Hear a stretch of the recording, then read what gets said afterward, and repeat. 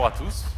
Merci du coup d'avoir bien rempli cette salle. Désolé pour ceux qui sont debout. On va du coup faire en sorte de tenir la promesse pour laquelle vous êtes venus. Donc le format là, ça va être un échange de 20 à 30 minutes entre Nesrine et moi autour donc, du Product Delight. Et puis ensuite, on a une session de Q&A entre 10 et 15 minutes.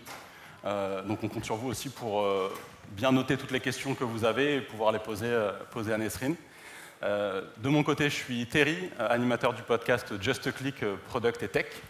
Et je vais laisser Nesrine se présenter avant de rentrer dans le sujet.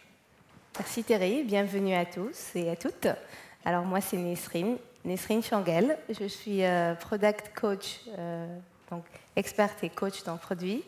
C'est-à-dire quoi? Ça veut dire que j'aide les product managers, les product leaders, les organisations produits dans l'accompagnement afin qu'ils puissent construire des produits qui soient les plus aimables et réussis possibles. Mais en fait, avant d'arriver là, moi j'ai démarré ma carrière dans la tech. J'ai fait un diplôme d'ingé à Grenoble. Ensuite, encore même plus approfondi parce que j'ai fait une thèse de doctorat en télécommunication et traitement de signal chez Alcatel-Lucent. En fait, c'est une thèse CIFRE, c'est-à-dire une collaboration entre l'université et la boîte Alcatel à l'époque. Donc, ma carrière a démarré dans la recherche. J'ai été ingénieure de recherche pendant 5 ans. Après, il y avait quelque chose qui me manquait, c'est vraiment l'aspect application de la recherche, parce que c'était vraiment de la recherche fondamentale. Et c'est là que j'ai découvert le métier de Product Manager. Je suis partie de Paris à Stockholm, en Suède, pour mon tout premier poste en tant que Product Manager chez Microsoft. Et j'étais PM chez Skype Video. C'est-à-dire qu'en gros, je m'occupais de toute la partie vidéo du produit Skype. On avait rajouté des features qui vont un peu révéler mon âge maintenant, mais c'est un peu le groupe video call sur Skype, chose qu'il n'y avait pas à l'époque, on n'était que du one-to-one. Donc je suis restée chez Skype 4 belles années. Ensuite, j'ai senti qu'on avait atteint une certaine maturité dans le domaine de tout ce qui est vidéoconferencing. Tout était presque atteint. Alors j'ai voulu découvrir d'autres produits. C'est là que je suis partie chez Spotify. J'étais PM média chez Spotify, toujours à Stockholm. Et donc, on a introduit tout ce que vous voyez aujourd'hui en tant que vidéo chez Spotify, c'est-à-dire les vidéos podcasts, les clips, etc. Donc, l'idée, c'est vraiment comment on peut améliorer l'audio via d'autres moyens médias, et c'était la vidéo à l'époque. Après, en 2020, mon hypothèse qu'on avait atteint une certaine maturité dans le vidéoconferencing était complètement tombée à l'eau, parce que c'était la pandémie. Et ben, on s'est rendu compte que tout ce qui est vidéoconf n'était pas du tout adapté au use case à la maison, au remote. Et donc, c'est là que j'ai intégré Google Meet. Donc, j'ai intégré Google en tant que PM chez Google Meet pour, en effet, travailler sur tout ce qui est amélioration de Google Meet dans le contexte remote, dans le contexte travail à la maison. C'est-à-dire, on a introduit le background replace. En fait, ça a l'air tellement évident aujourd'hui. On a le background replace, c'est quelque chose sur lequel on a vraiment travaillé en lien avec la pandémie. Ensuite, plein d'autres features comme le noise cancellation, tout ça. Voilà, donc ça, c'est par rapport à mon parcours. Et depuis peu, voilà, j'ai quitté Google pour justement me consacrer à l'accompagnement, mais aussi je donne des cours et des formations dans ce sujet. Top, merci du coup pour cette intro. Donc ça pose aussi voilà, les bases pour voir d'où Nesrine va partager son expérience, et du coup une expérience assez solide autour de ces sujets. Donc pour commencer, qu'est-ce que ça veut dire que le Product Delight pour les personnes aussi comme moi qui sont assez curieuses de la définition de ce terme? Alors moi déjà, je me suis rendu compte que sur les 12 dernières années, j'ai essentiellement travaillé sur le Delight. Et c'est un peu comme ça que je me suis dit ça va faire un très bon sujet. Et pour expliquer ce que c'est le Product Delight, en gros, c'est un concept qui consiste à aller au-delà de la satisfaction client. C'est-à-dire, on ne va pas juste s'arrêter à satisfaire le client en lui fournissant ses besoins fonctionnels, mais plutôt aller au-delà en créant une certaine connexion émotionnelle. C'est-à-dire, quand on va essayer d'explorer et faire la discovery avec l'utilisateur, on ne va pas seulement s'intéresser à ses besoins fonctionnels, mais on va aussi même orienter nos questions, etc., à ses besoins de motivation et besoins émotionnels. En gros, pourquoi il utilise, qu'est-ce qui motive l'utilisateur à utiliser ce produit-là et pas l'autre? Et en fait, c'est un mindset, hein, c'est-à-dire que quand on va essayer de regarder aussi qu'est-ce qui les motive de point de vue personnel et qu'est-ce qui les motive de point de vue social. Est-ce que du coup, sur cette première étape, tu pourrais partager un exemple justement de ce que tu as pu voir chez Spotify ou chez Google dans cette phase de recherche? Déjà, il faut comprendre qu'il y a deux types de delight. Il y a le concept de ce qu'on appelle surface delight et il y a le deep delight. Je m'explique.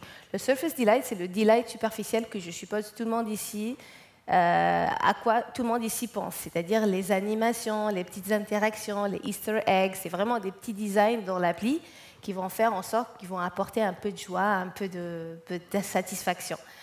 Pour donner un exemple, par exemple, il y a quelques temps, quand c'était mon anniversaire, Apple Watch m'a fait une petite notification avec des ballons en me disant « Joyeux anniversaire Nesrine ».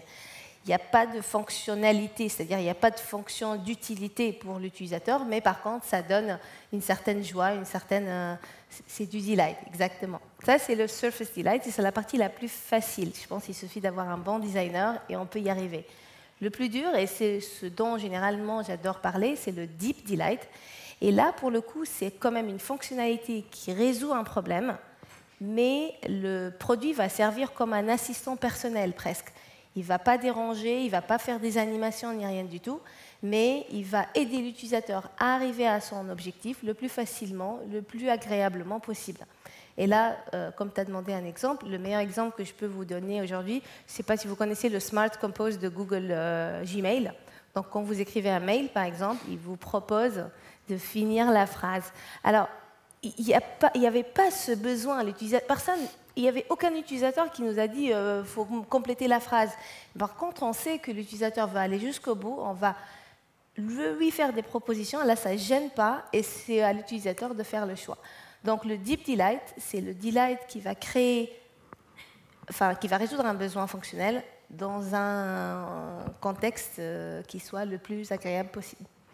Très, très, très clair. Donc, une fois qu'on a compris ces bases-là, comment tu fais pour aller, du coup, prioriser ce type d'expérience quand il y a déjà des roadmaps très, très bien chargés en termes purement fonctionnels et de répondre aux problèmes clairement identifiés? Je peux comprendre que ça peut être un problème, justement, parce que c'est une question qui se répète. On me dit, on a un backlog super chargé, on a beaucoup de must-have. Comment tu as même le temps de démarrer? Donc, avant de parler de priorisation, on va même parler de comment démarrer. Aujourd'hui, notre backlog, il n'y a rien de delight dedans.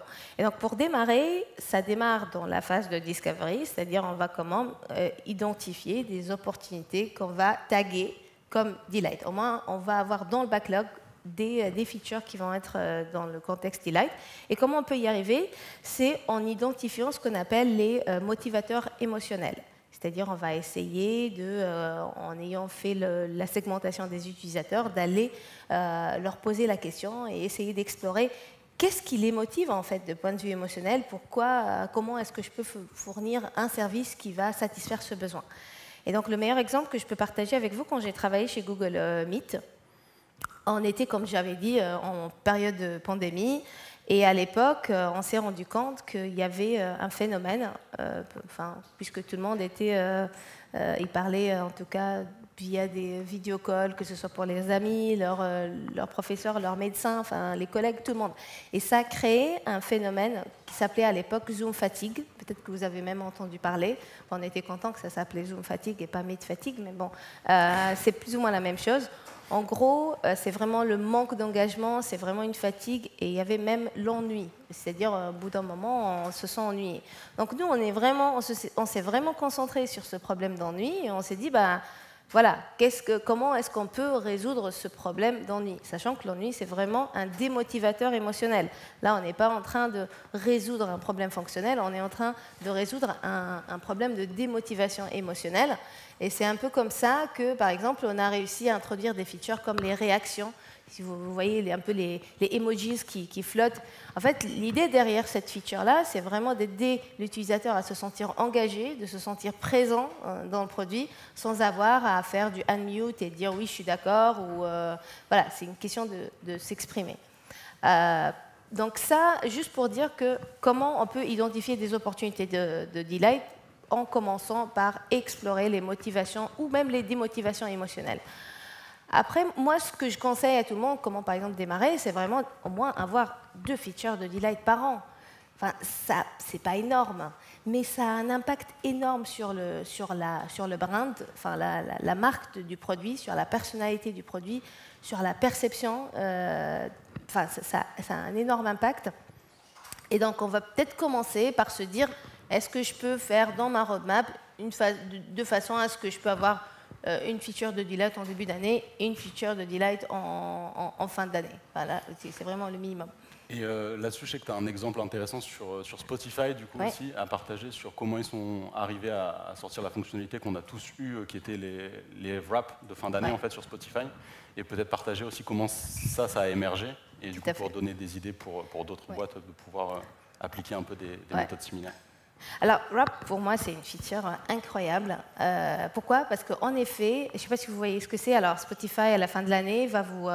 Pour les utilisateurs de Spotify, va partager des insights, des statistiques sur votre écoute ou votre comportement de consommation de votre musique, mais aussi de votre entourage. Comme ça, vous avez une certaine référence, qu'est-ce que j'écoute moi par rapport à mes amis, etc. Et si vous y pensez un petit peu plus profondément, il n'y a aucun besoin fonctionnel pour avoir le wrap à la fin de l'année. Enfin, c'est vraiment, là, c'est du pur besoin émotionnel pour se sentir connecté, pour se sentir belonged, comme on dit. Et donc, elle est venue comme ça. Elle est venue en se focalisant sur l'idée de se dire comment est-ce qu'on peut résoudre ce problème d'appartenance, de satisfaction, etc. Et Wrap fait exactement ce genre de travail. Alors pourquoi justement cet exemple est très puissant? Parce que quand Wrap a été proposé, donc pour la première fois, cette feature-là, toute seule, elle a contribué de 20%, elle a augmenté de 20% les downloads de l'appli. C'est-à-dire, cette année-là, il y avait 20% de plus de downloads sur Spotify. Pourquoi? Parce que ça avait un énorme impact sur tout ce qui est bouche à oreille. Tout le monde en parle, tout le monde en partage. Ah bah tiens, lui, il a partagé son wrap, alors peut-être que moi aussi... Donc c'est pour ça, le delight, évidemment, il a un énorme avantage sur le côté donc, attachement avec le produit, mais aussi un énorme avantage sur tout ce qui est bouche à oreille et réputation du produit. Du coup, tu me fais la transition parfaite pour parler de comment mesurer l'impact du delight et derrière, du coup, pour permettre aussi de favoriser l'évangélisation de la mise en place. Tu parlais donc de 2 features delight sur une roadmap globale par année. Comment aussi pouvoir mettre des métriques derrière pour permettre de justifier ça auprès de ces différents... Alors, 2 features par an, ça c'est le bare minimum, comme on dit, vraiment le minimum pour commencer. Moi, dans l'idéal, je veux aller, c'est un peu comme ça que j'ai travaillé aussi, c'est qu'on va se dire comment on va introduire le delight dans chaque feature. C'est-à-dire aller au-delà du minimum viable product à minimum delightful product. C'est le MDP. Alors, pourquoi c'est très intéressant? Parce qu'à chaque fois qu'on est en train de construire une nouvelle feature, on va essayer de s'intéresser comment l'améliorer de manière à ce qu'elle soit pas fade, en fait. On va rajouter un peu d'épices pour que les utilisateurs vont l'apprécier. Donc ça, c'est l'idéal. C'est-à-dire, on va commencer par 2 features par an. Ensuite, on va essayer d'intégrer ce mindset dans notre façon de raisonnement. Après, tu as posé la question sur la mesure. Ce n'est pas facile. Donc, on va au moins se mettre d'accord. Le delight, c'est une émotion. D'ailleurs, si on explore qu'est-ce que c'est le delight, pour atteindre un moment de delight, il faut 2 émotions qui soient présentes au même temps. Ces 2 émotions sont la joie et la surprise. En gros, si tu es dans une situation où tu ressens de la joie et la surprise en même temps, c'est la définition du delight. Et comme toute émotion, la mesure est compliquée. Enfin, on ne peut pas mesurer ton niveau de delight par rapport à mon niveau de delight. Par contre, ce n'est pas impossible. Je dis que c'est difficile, mais ce n'est pas impossible. Nous, en tout cas, quand on a vraiment des idées de delight et on veut vraiment mesurer le succès de ces features-là, on va essayer de se lancer sur des surveys. Et il y a des surveys très, très spécifiques pour ce genre de contexte. Il y a le premier qui s'appelle le CSAT, Customer Satisfaction Survey. Et il y a le deuxième qui s'appelle le HAT Survey, c'est Happiness Tracking Survey. Alors, les deux se ressemblent, mais c'est un peu différent aussi. Mais l'idée derrière ces deux-là, c'est quand l'utilisateur est dans le produit, il va y avoir des pop-up, des propositions, vraiment au moment même de l'utilisation du produit pour collecter un petit peu son feedback et son retour d'expérience sur ce moment précis. C'est très différent du NPS qui, lui, en général, mesure l'appréciation du produit général. Là, le CSAT et les HAT Survey sont vraiment des surveys très spécifiques pour mesurer la satisfaction liée à ce moment-là. Est-ce que du coup tu peux donner peut-être un exemple de cas justement d'implémentation de ce type de questionnaire et aussi peut-être rappeler du coup le NPS, le Net Promoter Score, un peu pour bien mettre en évidence la différence entre les deux. Alors, et aussi de là où ça se place dans le contexte Oui, oui. Alors, je précise bien que le NPS reste quand même très important. Je ne dis pas qu'il faut vraiment ne plus regarder l'NPS. Moi, je dis que le NPS, le CSAT et les HATS se complémentent. Pourquoi? Par exemple, si on va regarder l'exemple de Wrapped, donc c'est un exemple très précis, il est très facile à expliquer. Il a énormément contribué dans le NPS. Le NPS, c'est très compliqué à bouger. Hein. C'est vraiment une métrique, il faut vraiment une feature de ouf pour bouger l'NPS. Mais Wrapped particulièrement, parce que comme elle avait un énorme impact sur la marque de Spotify et la perception et la personnalité, a bougé l'NPS. Par contre, on va aller regarder dans les surveys de HAT Survey, c'est vraiment des questions. D'ailleurs, il y a pas mal de littérature, vous pouvez regarder, c'est quelque chose qui a été inventé dans un labo de recherche chez Google. Donc les questions sont publiques, etc. C'est des questions bien précises. On pose des questions à l'utilisateur par rapport à son expérience en utilisant la feature, à son ressenti, mais toujours par rapport à cette feature-là.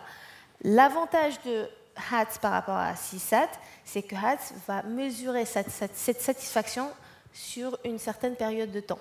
Pourquoi? Parce que, comme j'ai dit tout à l'heure, le delight, c'est quoi? C'est surprise et joie. Et la surprise, ça s'estompe. C'est-à-dire, au début, on peut être surpris, mais en voyant la feature une deuxième, troisième, quatrième fois, on ne va plus être surpris. Donc, on va essayer de mesurer justement cet effet de delight, pas une seule fois et puis c'est tout, mais essayer de traquer l'effet delight sur le long terme. CSAT, il ne fait pas le long terme, il va mesurer la satisfaction ou la happiness, comme on dit, sur le moment même et puis on passe à autre chose. Et du coup, ça m'amène à une autre question là-dessus, c'est en fait, sur cette logique de surprise, donc on a bien compris la complémentarité joie-surprise, donc on peut se dire, une fois qu'on a épuisé un peu toutes nos idées, Ouais. On a réussi à faire notre équivalent du Wrapped Spotify, ça va être compliqué en fait de maintenir une cadence, enfin, de maintenir une consistance dans le temps en fait. Bah oui, ça rajoute une couche de difficulté justement pour dire. Alors c'est vrai que c'est un sujet passionnant et intéressant, moi je suis super fan, mais il y a énormément de principes qu'il faut mettre en place pour bien le mener et le faire correctement. Et un des principes, c'est la continuité. Parce que comme j'ai dit tout à l'heure, on va être surpris et puis on risque de même. D'ailleurs, ça a un effet, ça a un nom cet effet-là, il s'appelle l'effet de habituation, habituation effect. C'est-à-dire au début, on est surpris, on adore, mais après, ça devient limite un must-have. Je ne sais pas si vous connaissez un petit peu le modèle de Kano. Le modèle de Kano classifie les features en must-have, performance et delight. Et il dit justement que les features de delight, au bout de quelques temps, ils se transforment en must-have. Le meilleur exemple, quand on a implémenté le background replace, c'était waouh au début, ouais, je vais pouvoir protéger my privacy, etc. Mais au bout d'un moment, je pense que personne aujourd'hui n'accepte d'avoir un video call sans le background replace. Et donc, comment on a fait pour justement garder cette continuité et garder cet effet surprise? Au début, on a fait le background statique, c'est-à-dire l'arrière-plan statique, donc on peut remplacer notre background par une image. Après, ensuite, il y avait le floutage.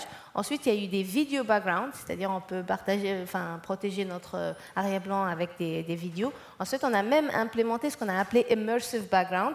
Immersive background, c'est un peu, en fait, on se sent limite c'est limite la réalité, c'est-à-dire ça bouge très doucement. Il y a un effet de lighting aussi à l'image. Il y a la lumière qui s'adapte aussi. Donc, l'idée, c'est de ne pas rester sur une seule feature, mais on va l'améliorer en rajoutant de l'animation, on va rajouter de la lumière, on a rajouté des accessoires. Et la toute dernière version, c'est la version AI. Et donc, en gros, tu peux choisir limite ton thème et tes accessoires, et il va créer un background spécifique pour toi. Là, on est vraiment sur la personnalisation, et la personnalisation, c'est le top du top dans le domaine du delight. Très, très clair, du coup ça donne pas mal d'exemples aussi pour justifier de la pertinence de la mise en place du delight. Moi, la question maintenant que je me pose, c'est du coup dans des orgas qui n'ont pas la culture d'un Google ou d'un Spotify, mais vers lesquels on veut amener ça, Je pense que tu as donné pas mal d'éléments qui permettent déjà de faire des premiers tests et de convaincre à minima ces différentes parties prenantes de pouvoir nous laisser du temps pour tester quelques features de Delight.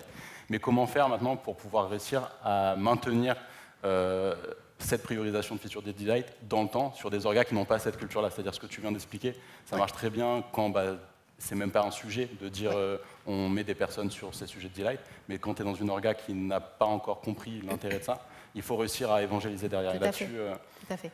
C'est, comme j'ai dit tout à l'heure, donc on peut commencer justement par au moins deux features de Delight par an pour arriver au cas extrême où à chaque fois qu'on va faire la création du feature, on va essayer de penser même comment est-ce qu'elle peut être delightful en soi.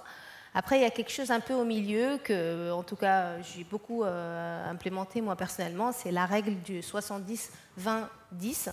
C'est quoi la règle de 70-20-10? C'est une règle où tu te dis, quand je regarde mon backlog, quand je regarde ma roadmap, il faut y avoir 70% des features qui sont ce qu'on appelle metric movers. Ça veut dire que c'est des features qui vont vraiment impacter les métriques business, ils vont ramener plus de clients, etc. Ensuite, 20% ce qu'on appelle feature requests, c'est vraiment les utilisateurs, c'est vraiment les demandes qu'on reçoit des utilisateurs, et 10% de delight. C'est vraiment pas énorme. 10%, je suis sûre que là, c'est pas choquant, tout le monde peut vraiment investir 10% de leur temps dans le delight. Les côtés arguments, il y en a pas mal, il suffit de se dire, moi aujourd'hui, si je te demande par exemple quel plat t'a marqué le plus, on va dire, sur les 12 derniers mois, tu ne vas pas me sortir le plat qui t'a nourri le mieux ou qui était le plus équilibré. C'est certainement le plat qui t'a évoqué certaines émotions. Et c'est pareil pour les produits. Si on veut créer des produits qui soient reconnus par beaucoup de monde et qui soient vraiment, qu'ils aient une certaine brinde très, très importante, il faut rajouter une certaine touche de delight. Très, très clair. Du coup, avant de passer sur la session de Q&A, est-ce qu'il y a un point en particulier que tu veux accentuer ou on passe direct Alors, je voudrais juste rajouter un petit point qui, pour moi, est très, très important. Encore une fois, comme j'ai dit tout à l'heure, le delight, c'est important, mais il doit suivre certains principes. Le premier principe, on en a déjà parlé, c'est la continuité. Il y a un autre principe qui est très, très important, particulièrement dans ce sujet-là, c'est l'inclusivité. C'est-à-dire qu'encore une fois, comme on est dans l'émotion, ce qui me rend heureuse n'est pas forcément ce qui va te rendre toi particulièrement heureux. Et donc ce niveau-là, il varie d'une personne à l'autre. Et donc le côté inclusivité sur ce côté-là est extrêmement important. Je vais donner quand même un exemple. Apple investit énormément dans le delight. Je pense que c'est parmi les boîtes qui soient les plus investies dans ce domaine. Mais plus on investit sur ce domaine, plus on fait des erreurs aussi. Donc, je voulais partager un exemple où il y a très très peu, parce que comme je travaille sur les réactions chez Google Meet, Apple avait fait un update sur le iOS 17 et ils ont rendu possible la possibilité de créer des réactions à travers des gestes. C'est-à-dire si on fait ça ou si on fait ça, ça va créer certains effets. Et ça a eu une très mauvaise presse. Pourquoi? Parce qu'en fait, il y avait un cas où il y avait quelqu'un qui était dans une séance de thérapie avec son médecin, il montrait son pouce, et tout d'un coup, là, il y avait des feux d'artifice, etc. C'était pas approprié. On se rend compte que l'intention était très bonne. L'intention, c'était vraiment de créer du delight, mais c'est très, très important de se dire, quand on crée le delight, est-ce que c'est adapté à tout le monde et à tous les cas? Voilà. Très, très clair. Merci Nesrine, et je vous propose du coup qu'on passe à la session de Q&A. Donc il y a 2 micros qui vont tourner dans la salle. Yes, ils sont derrière.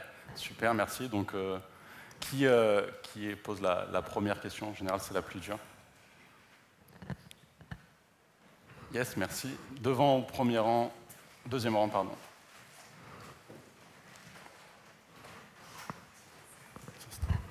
Merci beaucoup. Si tu veux boire. Ça va.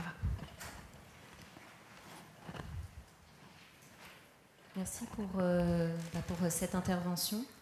Moi, je me demandais, on a de plus en plus de designers qui vont avoir tendance à se dire il faut être designer de la flemme.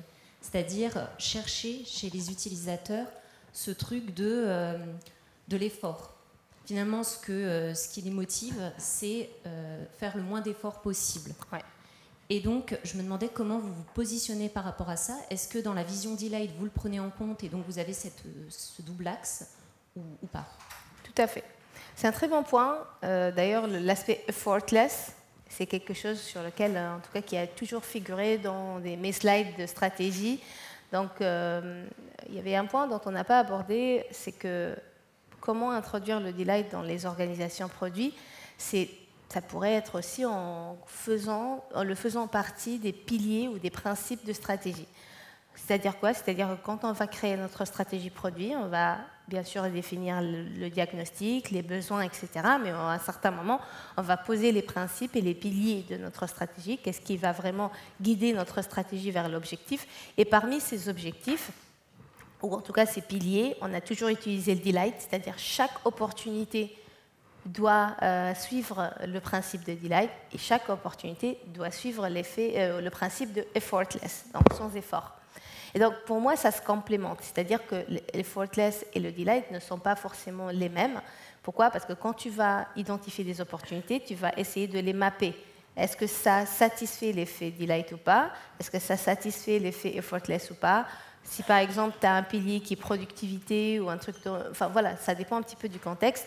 Moi j'encourage énormément des gens qui veulent vraiment s'initier à ce contexte de delight, d'inclure le delight ou peu importe autre principe dans la liste des piliers de la stratégie.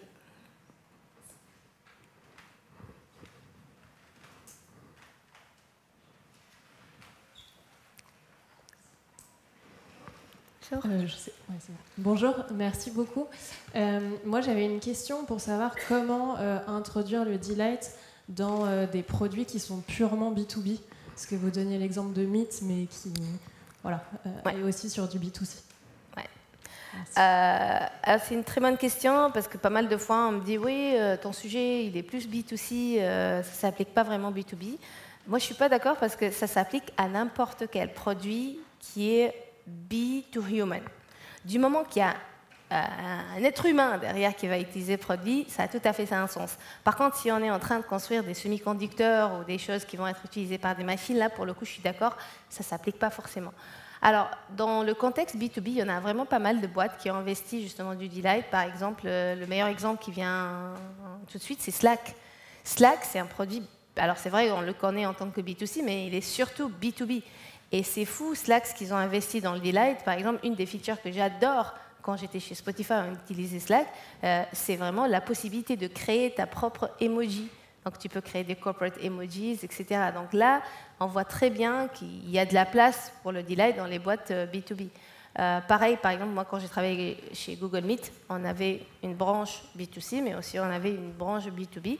Et parmi les features sur lesquelles on a travaillé pour la partie B2B, c'est créer des corporate backgrounds. C'est-à-dire, par exemple, pour ta propre boîte, tu peux créer des backgrounds corporate, donc avec ton logo, etc., que tu peux rajouter dans ton carrousel et les collaborateurs peuvent l'utiliser. Donc, j'ai envie de dire que ça a sa place, le delight, du moment qu'il y a des utilisateurs humains derrière qui vont l'utiliser et qui ont des émotions. Parce que le delight, en gros, c'est vraiment créer des émotions positives.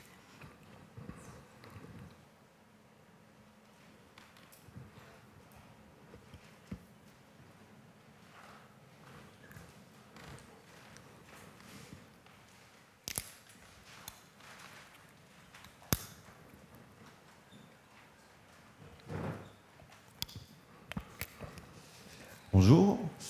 Est-ce que vous avez introduit une notion de North Star d'expérience pour s'assurer que le delight soit toujours cohérent dans les features? Ouais. Alors, je vais juste essayer de comprendre qu'est-ce que tu appelles par cohérent. Qu'est-ce qui serait incohérent pour vous? Pour s'assurer que la part émotive soit toujours bien clairement exprimée dans toutes les features, dans toutes les initiatives, et que ce soit quelque chose qui rallie en fait les PM, designers, etc. Ouais. Ah oui, très bien, j'ai compris. Alors, il y a quelque chose que je vois dans certains produits et qui est assez impressionnant. Enfin, malheureusement, c'est qu'on voit il y en a qui sont très investis côté delight de point de vue design. C'est-à-dire, c'est les designers qui drivent le delight. Et donc, on va voir des animations par-ci, des animations par-là, des Easter eggs, et des petites animations qui descendent par-là. Et finalement, ça gêne. C'est-à-dire, côté utilisateur, on se dit, oui, une fois, ça va, mais quand il y en a un peu partout, c'est pas adapté. Et encore une fois, moi, j'adore rappeler donc, le delight avec le contexte de préparation de plats. pour moi, le delight, c'est un peu comme les épices. C'est-à-dire, on va rajouter là où il faut et quand il faut. C'est-à-dire, si on est un vrai chef, on sait exactement quand est-ce qu'on va rajouter des épices. On ne va pas en mettre partout, on ne va pas en mettre tout le temps, mais on ne va pas ne pas en mettre du tout parce que ça va être très, très fade. Donc, l'idée, c'est d'essayer de mettre des features de delight là où il en faut. Alors, comment on peut identifier là où il en faut, tu me diras, c'est en identifiant les pics émotionnels. Si, par exemple, vous allez tracer le critical user journey, c'est vraiment le user journey de l'utilisateur, et on va se dire à quel moment il y a un pic d'émotion, ça peut être positif, ou un creux d'émotion aussi, ça peut être négatif. Et c'est vraiment là les moments clés où on va se dire, là, il va y avoir une opportunité de delight. Parce que si c'est très positif, on va connecter avec cet utilisateur sur cette émotion positive, et on va sentir qu'on est avec lui et que voilà, on va l'accompagner dans cette émotion-là.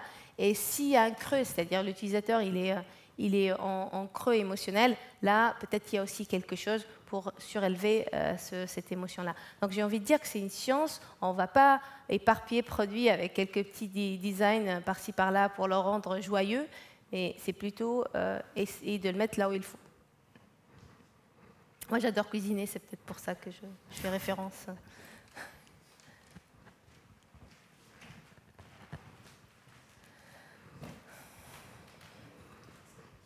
Bonjour. Est-ce que vous avez des exemples de Product Delight pour réduire l'insatisfaction client, puisque vous parlez un peu des moments négatifs sur lesquels appuyer? Pour réduire la satisfaction ou l'insatisfaction. Ah, l'insatisfaction, très bien. Par exemple, l'exemple de Google Meet pour les réactions, c'était purement pour réduire l'insatisfaction. On n'a pas été drivé par des motivateurs émotionnels, on a été drivé par des démotivateurs émotionnels, ce qui était l'ennui. Mais par contre, il peut y avoir plein d'autres exemples, hein, c'est-à-dire que on va regarder, j'essaie de trouver un autre exemple. En tout cas, il y avait...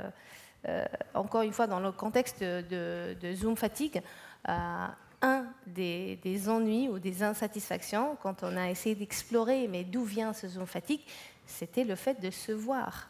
C'est-à-dire le fait qu'il y a le self-view, enfin, le fait de voir sa propre image, le petit carré là, est très fatigant pour les yeux, parce que nous, les êtres humains, on a cette tendance, même si on veut l'éviter, d'aller vers un petit check, regarder à quoi on ressemble.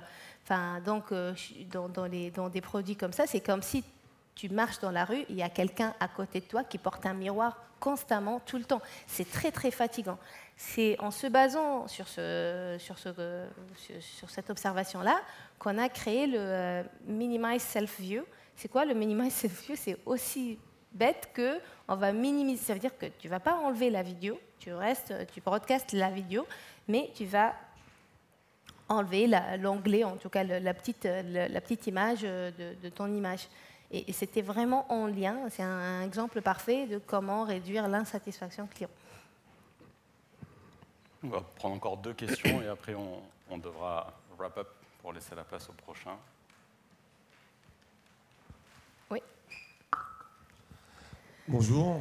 Est-ce que vous auriez un exemple d'une de feature, un peu killer feature, de Delight sur un tunnel de e-commerce? Parce que voilà. Sur le tunnel du e-commerce. Ouais, donc sur un tunnel d'achat ou sur un tunnel de commande. Je pense que ça peut, déjà, je vois que ça peut s'appliquer très très bien dans ce contexte-là, parce qu'il peut y avoir des moments de frustration dans la journée de l'utilisateur dans cette expérience-là. J'essaie de trouver un exemple qui soit le plus pertinent dans le e-commerce. Moi, en tout cas, j'aime beaucoup la partie, donc tout ce qui est Amazon. Je pense qu'ils investissent quand même pas mal dans tout ce qui est expérience achat. J'essaie de trouver dans le e-commerce, mais j'arrive pas à trouver quelque chose de très... Mais je vais y penser. Mais pour revenir en tout cas au contexte, à quoi ça ressemble à tracer le Critical User Journey, voir à quel moment il est perdu, il se sent seul, il se sent inquiet, il se sent anxieux, et on va essayer de rajouter quelque chose du genre. Mais désolé, j'arrive pas à trouver un exemple sur ce sujet à l'instant.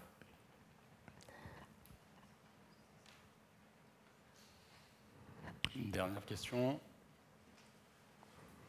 Ouais, là-bas.